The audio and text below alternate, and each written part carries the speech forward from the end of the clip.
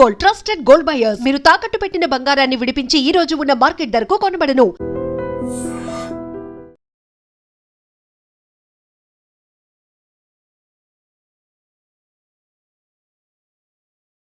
Welcome to I dream. నేను ఉదయశ్రీ. హైదరాబాద్లో ఒక ఎస్ఐ పూజారి తిరుపతి తన పేరు, తన 6 సంవత్సరాల మనవరాలిని డ్రైవింగ్కి సంబంధించి అంటే డ్రైవింగ్ నేర్పించి రోడ్డు పైన డ్రైవ్ చేయించాడు. అంటే ఒక పోలీస్ వృత్తిలో ఉన్నప్పుడు ఎంత బాధ్యతాపరమైన వృత్తి అది. కానీ 6 సంవత్సరాల బాలికను ప్రోత్సహించడం ఏంటి? అమ్మాయి డ్రైవింగ్ చేస్తూ ఒక చిన్న మిస్టేక్ జరిగినా రోడ్డు పైన ఎంతోమంది వెళ్తూ ఉంటారు, ఎంతమంది ప్రాణాలు పోతాయి. కనీసం మినిమం బాధ్యత అనేది ఉండాలి కదా. ఇప్పటికైతే ఆ ఎస్ఐని సస్పెండ్ చేశారు. ఇది వాళ్ళ మన టాపిక్. దీనిపైన మాట్లాడడానికి మనతో ఉన్నారు విజయ బంగారు గారు, motivational speaker and language trainer. నమస్తే అమ్మ. నమస్తే ఉదయశ్రీ. అసలు బాధ్యతాపరమైన వృత్తిలో ఉంటూ వీళ్ళే ఎందుకు ఇలా తప్పుడు చేష్టలు చేస్తూ ఉన్నారు, తప్పుడు పనులు చేస్తూ ఉన్నారు? 6 ఏళ్ల పాపతో డ్రైవింగ్ చేయించడం ఏంటి అసలు? ఇంకా పైగా పాప వీడియోలో చెప్తోంది మా ఫాదర్, మా తాతయ్య ఎస్ఐ అని. సో ఏంటిది అసలు? అంతే మరి. అంటే ఆ అమ్మాయికి ఎంత ధైర్యం చూడండి. 6 సంవత్సరాల అమ్మాయి, సరిగ్గా అంటే మాటలు అప్పుడప్పుడే కొంచెం వచ్చే వయసు. ఆ అమ్మాయి పబ్లిక్ అంతా అడుగుతున్నారు అనమాట, ఏంటి సార్ మీరు ఆ అమ్మాయితో డ్రైవ్ చేస్తున్నారు, మొత్తం ట్రాఫిక్ అంటే ఆ అమ్మాయికి అదేంటి తను ఇచ్చేసి స్టీరింగ్ ఇచ్చేసి తను పక్కన కూర్చున్నాడు. అతని వయసు కూడా దాదాపు రిటైర్మెంట్ ఏజే ఉండొచ్చండి ఆయన కూడా.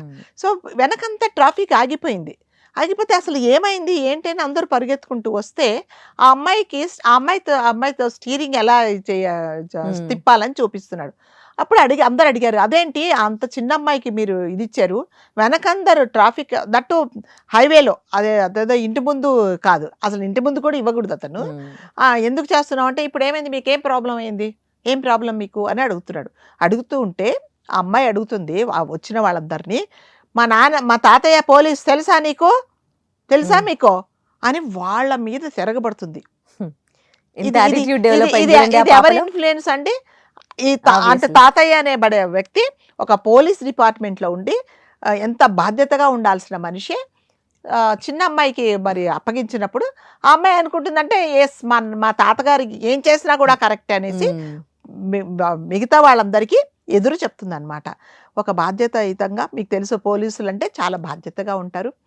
ప్రజల పట్ల ప్రజలకు ఎటువంటి అదేంటి హాని కలగకుండా ప్రతి ఒక్కటి వాళ్ళు కంట్రోల్ చేస్తారు. పోలీసు వాళ్ళు ఉన్నారంగానే అందరూ అలర్ట్ అయిపోతారా అనే ఒక దాని నుంచి నువ్వు ఏం చేస్తున్నా, ఆయన ఏం చేశాడంటే ఆమెకు అప్పగించేశాడు. సపోజ్ ఆ అమ్మాయి ఒకవేళ ఎక్కడో బ్రేక్ మీద కాలేసిందో లేకపోతే దేని ఏమన్నా చేసింది, ఒకవేళ తను ఇలా తిప్పింది, ఫస్ట్ అమ్మాయి ప్రాణాలకు ప్రమాదం, చుట్టుపక్కల ఉండే వాళ్ళకు కూడా కదా. నువ్వు తీసుకొచ్చి పబ్లిక్లో అదేంటి ట్రాఫిక్లో నువ్వు తీసుకొచ్చావంటే నీకు ఎంత బాధ్యత ఉంది నీకు అనేది తెలుస్తుంది అనమాట. అంటే ఆయనకి ఏంటంటే నేను ఒక పోలీసుని కదా, నేను ఏం చేసినా కూడా కరెక్ట్ అనేది. సో పోలీసువే కానీ నువ్వు తీసుకొచ్చి పబ్లిక్లో ఒక వెహికల్లో ఒక కారు ఒక 6 ఏళ్ల అమ్మాయికి అప్పగించావు అంటే ఎంతమంది జీవితాలతో నువ్వు ఆడుకుంటున్నట్టే. ఒకవేళ పొరపాటున ఆమె ఏమన్నా వెనక్కో ముందుకో ఏదో అనిందండి, అప్పుడు ఫస్ట్ అమ్మాయికి ప్రమాదం, పక్కన కూర్చున్న నీకు అతను అడుగుతున్నాడు పైన ఏమైంది, ఇప్పుడు ఏం నష్టం వచ్చింది, మీకేం నష్టం వచ్చిందని అతను మళ్ళీ ఎదురు ప్రశ్న వేస్తున్నాడు. అప్పుడు వాళ్ళందరూ అంటున్నారు మీకు బాధ్యత లేదా అంటే, ఏం కాదు అసలు దీనివల్ల ఏం ప్రమాదం జరగదు అని చెప్తున్నాడు అనమాట. అంటే ఎంత బాధ్యత రాహిత్యమో చూడండి. సో ఇది వాళ్ళ అఫీషియల్కి తెలిసిందండి. తెలిసిన తర్వాత అతన్ని సస్పెండ్ చేశారు. సరే సస్పెండ్ చేశారు, మళ్ళీ తీసుకుంటారు, అది వేరే సంగతి. ఒక బాధ్యత గల ఒక పౌరుడిగా ఒక పోలీస్ డిపార్ట్మెంట్లో ఉండే అతను అలా చేయడం అనేది ఎంతవరకు కరెక్ట్ అనేది చేసిన అతనికి మాత్రమే తెలియాలి. దీన్ని చూసేసి నేను ఇంకొక చోట చూశాను, ఒక అబ్బాయి 2 వీలర్ మీద బాటిల్ పట్టుకొని తాగుతూ డ్రైవ్ చేస్తున్నాడండి అతను. అక్కడ పోలీసు వాళ్ళు ఉన్నారు, ఎవ్వరూ పట్టించుకోలేదు అసలు. మళ్ళీ ఇది కూడా సేమ్ కదండి, తాగేసి నువ్వు రోడ్డు మీద ధైర్యంగా తాగేసి రోడ్డు మీద డ్రైవ్ చేసావంటే చుట్టుపక్కల వాళ్ళకి ఎంత ప్రమాదం, నువ్వు ఎటు ఎవరిని కొడతావో తెలియదు. మీరు చూడండి రోడ్ల మీద అసలు మూతి మీద మీసాలు కూడా రావు, 12-13 ఏళ్ళు ఉంటాయి పిల్లలకి, వాడి కాళ్ళంతవండి ఎంత హై స్పీడ్ తో తీసుకుని వెళ్తుంటారు. మళ్ళీ వెనక కూర్చుంటారు ఇంకొక ముగ్గురు కూర్చుంటారు, టైట్ గా కూర్చొని ఫుల్ గా రఫ్ గా వెళ్తూ ఉంటారు అనమాట. ఎంత ర్యాష్ డ్రైవింగ్, ఇదంతా హెల్మెట్ ఉండదు మళ్ళీ. కాదమ్మా, ఇదందరికి మళ్ళీ కారణం ఎవరు? పేరెంట్సే. ఒక 12 ఏళ్ల కుర్రాడు బండి తీసుకెళ్తుంటే ఆపాల్సిన బాధ్యత ఎవరిదండి? వాళ్ళకి తెలియకుండా తీసుకెళ్లే వాళ్ళు కూడా ఉన్నారు కదా. తెలియకుండా తీసుకెళ్ళాడండి. ఎన్ని రోజులు తెలియకుండా తీసుకెళ్తాడు? నువ్వు అసలు బండి కీస్ అనేది నువ్వు జాగ్రత్తగా సెక్యూర్డ్ ప్లేస్ లో పెడితే తీసుకెళ్ళాడు కదా, వాడు వేలు పెట్టయితే తిప్పడు కదండి బండి కదా. అంటే ఇదంతా ఏంటంటే బాధ్యత ఎవ్వరికి, ఏ సొసైటీ పట్ల ఎటువంటి బాధ్యత లేదు. మీ ప్రాణాల మీద అస్సలు, మీకు ప్రాణాలు అంటే అసలు ఏం విలువ లేకుండా పోతుంది అనమాట. ఏమవుతుంది? ఏం కాదు అన్నట్టుగా అలా తాగుతూ డ్రైవ్ చేస్తూ ఉంటే చుట్టుపక్కల ఉండే వాళ్ళ తను ఆపడానికి కూడా ట్రై చేయలేదు. పోలీసు వాళ్ళు కూడా, ట్రాఫిక్ వాళ్ళు కూడా ఆపలేదండి అతన్ని. మీరు జూబ్లీ హిల్స్ లో చూడండి, కొంతమంది అంటే బాగా రిచ్ కిడ్స్ ఉంటారు కదా, మంచి మంచి బైక్స్ కొంటారు. అవును, అసలు ఆ సౌండ్ కానీ మనం కనురెప్ప ఇట్లా కొట్టి ఇట్లా తీసేసరికి వాడు ఎక్కడో వెళ్ళిపోయింది. కేబీఆర్ పార్క్ నుండి జూబ్లీ చెక్ పోస్ట్ వరకు అక్కడికి వచ్చేస్తాడు. వాక్ చేస్తున్నా కానీ మనకు బయట సౌండ్స్ వినిపిస్తుంది, అంత స్పీడ్ లో వెళ్తారు, స్పీడ్ గా వెళ్ళిపోతారు అనమాట.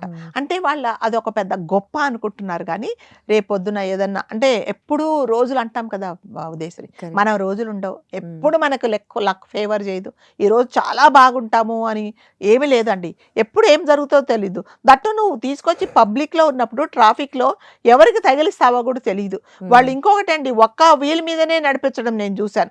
ఇలా పైకి ఎత్తేస్తున్నారు అనమాట. ఎత్తేసి చాలా స్పీడ్ గా అరుపులు, రోడ్డు మీద కేకలు. నైట్ అయిందంటే చాలా రోడ్లలో ఇటు సైడ్ మనకు మాదాపూర్ ఇంకా జూబ్లీ హిల్స్ అటు సైడ్ వీళ్ళు డ్రైవింగ్ ది పెట్టుకుంటారనమాట, రేసింగ్ పెట్టుకుంటారు. పెద్దింటి పిల్లలందరూ కూడా వచ్చి అక్కడ అంటే ఎన్నిసార్లు రైడ్స్ అయినా పట్టుకున్నా కానీ ఇప్పుడు కొంచెం తగ్గినట్టున్నాయి. కానీ ఇంతకుముందు అయితే ఇంకా చాలా ఉండేదేనండి. బాధ్యత అనేది ప్రతి ఒక్కరికి ఉండాలి. మనం బయటికి వెళ్తున్నామంటే మన వల్ల ఎవ్వరికి హాని జరగకూడదు. మనం సేఫ్గా ఉండాలి, మన చుట్టుపక్కల వాళ్ళు కూడా సేఫ్గా ఉండాలి అని అనుకోవట్లేదు. సరే, అతను మీరు అన్నట్టుగా సస్పెండ్ చేశారు, అది వేరే సంగతి. అతను అంటే సస్పెండ్ చేసేదాకా ఎందుకు తెచ్చుకున్నాడు?